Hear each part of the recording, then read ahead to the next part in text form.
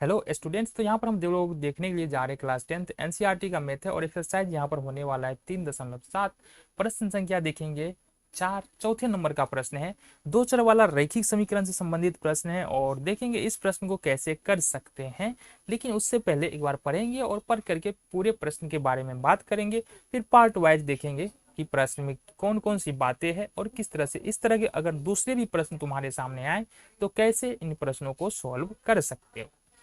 प्रश्न एक बार पढ़ो। एक कक्षा के विद्यार्थियों को पंक्तियों में खड़ा किया जाता है। यदि एक पंक्ति में 3 छात्र अधिक हो तो एक पंक्ति कम होगी।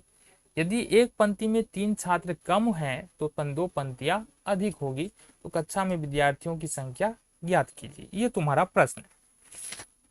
देखो, कक्षा में विद्यार्थियों की संख्या यहाँ पर हमको ज्ञात करना है। जैसा कि हमने इससे पहले जो प्रश्न किया है बिल्कुल सेम उसी तरह का प्रश्न है। यहाँ पर तुमको एक बात, सिंपल बात समझ लो। मान लो कि हमारे पास इस तरह से 4 पंक्तियां है। हर पंक्ति में तुम्हारे पास 3-3 विद्यार्थी है। 3-3 विद्यार्थी है तो कुल विद्यार्थी कितना हो जाएगा। देखो, पंक्ति कितना है यहाँ पर। देखो, एक पंक्ति में विद्यार्थी कितना है, 4 है, 3 है ना। एक पंक्ति में विद्यार्थी कितना है तुम्हारे पास, 3 है। और पंक्ति कितना है, 4 है। अगर दोनों को गुना करेंगे तो कुल विद्यार्थी मिल जाएगा 12। और यहाँ से गिन के भी देखोगे तो 12 विद्यार्थी तुम्हारे पास आने वाला है। तो यहाँ पर जो कंडीशन है ना, उसी कंडीशन के अनुसार विद्यार्थी की संख्या एक पंक्ति में पता है और दूसरी बात पता है कुल पंक्ति की संख्या, तब जाके हम विद्यार्थी की संख्या निकाल पाएंगे। अब चूंकि यहाँ पर हमको विद्यार्थियों की संख्या ज्ञात करना है तो यहाँ पर हमने यहाँ पर मान लिया है कि एक पंक्ति में जो विद्यार्थी की संख्या है वो x है तथा पंक्तियों की कुल संख्या y है। चूंकि यहाँ पर ना ही हमको विद्यार्थियों की संख्या एक पंक्ति में कितने विद्यार्थी है वो पता है, ना ही पंक्तियों की संख्या पता है, तो हमने विद्यार्थी की संख्या एक पंक्ति में जो विद्यार्थी की संख्या है यानी कि इस पंक्ति में जो विद्यार्थी की संख्या वो x है और पंक्ति की संख्या टोटल जो पंक्ति है वो हमने माना है y। यहाँ से इस बात को समझो।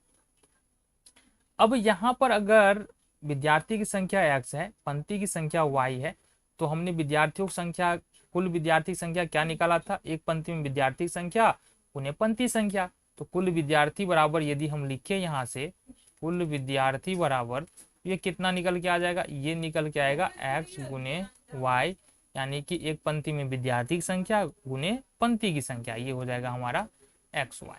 यहाँ तक बातें समझ में आ गई। चलो, बहुत बढ़िया। अब यहाँ पर दो कंडीशन, जिस तरह से इससे पहले वाले प्रश्न में दो कंडीशन दिए हुए थे उसी तरह से यहाँ भी तुम्हारे पास दो कंडीशन हैं। तो स्थिति पहले के लिए देखेंगे हम लोग, स्थिति एक के लिए बात करेंगे। स्थिति एक में क्या कह रहा है, यदि एक पंक्ति में 3 छात्र अतिरिक्त हो यानी कि एक, तो यहाँ स्थिति एक में देखेंगे। अब ये कर क्या रहा है कि एक पंक्ति में छात्रों की संख्या जो है ना वो बढ़ा दे रहा है, 3 छात्रों की संख्या बढ़ा रहा है। तो पहले एक पंक्ति में x छात्र थे, अब एक पंक्ति में x + 3 छात्र हो जाएगा। इसके बाद कह रहा है कि तो एक पंक्ति कम हो जाती है, मतलब पहले पंक्ति की संख्या y था तो एक पंक्ति यहाँ से कम हो जाएगा। अब अगर कुल विद्यार्थी निकाले, कुल विद्यार्थी इस नए स्थिति के अनुसार कुल विद्यार्थी निकाले तो ये हो जाएगा हमारा x + 3, यानी कि एक पंक्ति में छात्रों की संख्या और मैं यहाँ पर पंक्ति की संख्या, इसको मल्टीप्लाई कर लो। ये हो जाएगा x और y गुना करोगे xy हो जाएगा, प्लस 3y को गुना करोगे 3y हो जाएगा, माइनस x और ये हो जाएगा -3।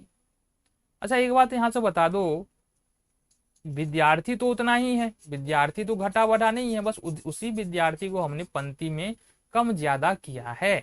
इसका मतलब जो है, जो पहले विद्यार्थी की संख्या थी जो कि xy थी, है ना, वो क्या हो जाएगा, xy जो है वो बराबर हो जाएगा xy + 3y - x और -3 के। अब xy को उठाकर इधर लाते हैं यहाँ पर तो ये प्लस में, इधर आके माइनस में होगा, xy प्लस में हो जाएगा, xy माइनस में, मतलब ये वाला यहाँ से कैंसिल आउट हो जाएगा। तो तुम्हारे पास बच क्या रहा है, तुम्हारे पास बच रहा है यहाँ पर, अगर इस 3y को इधर ले आए और x को इधर ले आए तो x अगर इधर आएगा तो ये प्लस में x हो जाएगा, और 3y अगर इधर लाएंगे प्लस में है तो ये माइनस में 3y हो जाएगा, -3 तो इधर ही लेना है तो -3 हो जाएगा। ये तुम्हारे पास इक्वेशन नंबर 1 निकल के आ जा रहा है। सेम काम करना है, देखेंगे स्थिति 2 में। तो स्थिति 2 के लिए बात कर लेते हैं। स्थिति 2 के लिए छात्र कम हो, यानी पंक्ति में 3 छात्र कम हो जा रहा है। अब जैसे ही पंक्ति में 3 छात्र कम होगा तो 2 पंक्ति यहाँ पर बढ़ जा रहा है, मतलब पंक्तियों की संख्या कितना हो जाएगा, y+2। अब इस स्थिति के अनुसार फिर से अगर छात्रों की संख्या देखेंगे, है ना, छात्रों की कुल संख्या, छात्रों की कुल संख्या ये हो जाएगा हमारे पास x-3 और y+2, ये हो जाएगा कुल छात्र की संख्या। इसको मल्टीप्लाई कर लो, x को y से गुना करेंगे xy, और -3 को y से गुना करेंगे -3y, 2 को x से गुना करेंगे +2x, और -3 को 2 से गुना करेंगे, ये होगा -6। अच्छा, ये जो पहले जो हमने निकाला था छात्रों की संख्या, ये तो इसके बराबर हो जाएगा, क्योंकि ये भी छात्र की संख्या है और ये भी छात्र की संख्या है। उसी सिर्फ पंक्तियों को जो हमने फेरबदल किया है ना, पंक्तियों में छात्रों की संख्या का फेरबदल किया है, कहीं से बाहर से छात्र नहीं आया, ना ही छात्र निकल करके गया है, सारे छात्र वहीं के वहीं हैं। इस तरह से हम क्या लिख सकते हैं, xy बराबर xy -3y + 2x - 6। xy से xy कैंसिल आउट हो जाएगा, क्यों होगा, क्योंकि xy को अगर इधर ले जाते हैं, ये प्लस में इधर माइनस में हो जाएगा, ये प्लस में xy होगा, ये माइनस में होगा, 0 हो जाएगा। तो तुम्हारे पास क्या बच जाएगा, 2x - 3y बराबर में इस 6 को उठा के इधर ले आओ, तो ये हो जाएगा +6, ये हो जाएगा तुम्हारे पास इक्वेशन नंबर 2।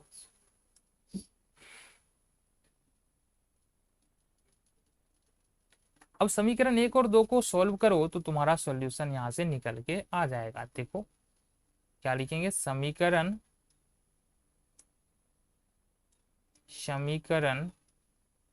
1 और 2 से, तो 2 तो पता है बिल्कुल सामने में है, क्या है, 2x - 3y बराबर में 6।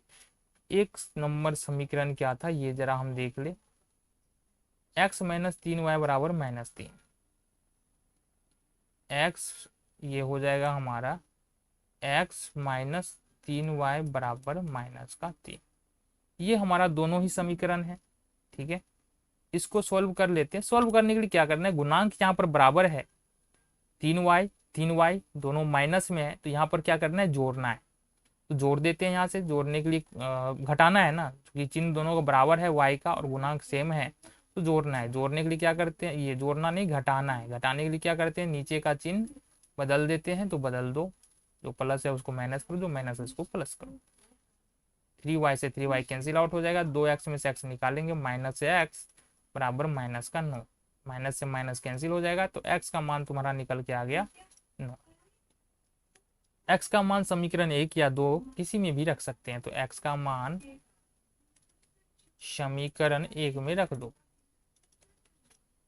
तो समीकरण 1 क्या हमारे पास, समीकरण 1 है x - 3y बराबर -3। x बराबर यहाँ से हम क्या करेंगे, 9 रख देंगे, यहाँ से -3y बराबर -3। 9 को उठा के अगर इधर लेके आओगे तो ये होगा -3y, 9 प्लस में इधर आके माइनस में हो जाएगा, -3 - 9। ये इस तरह से हमारे पास हो जाएगा -3y बराबर -12, और y बराबर यदि यहाँ से लिखोगे तो -12 बट्टे -3, माइनस से माइनस कैंसिल, 3 चौका 12। यानी कि हमारे पास यहाँ जो निकल के आ रहा है ना, एक पंक्ति में छात्र की संख्या कितना निकल के आ रहा है, x, और कुल पंक्ति की संख्या y था वो निकल के आ रहा है 4। कुल छात्र बराबर क्या हो जाएगा, कुल छात्र बराबर क्या होगा, ये था हमारा xy, x का मान तुमने निकाला है 9 और पंक्ति की संख्या है 4, ये हो जाएगा 9 चौके 36। तो कुल विद्यार्थी की संख्या यहाँ पर कितना निकल के आ गया तुम्हारे पास, 36।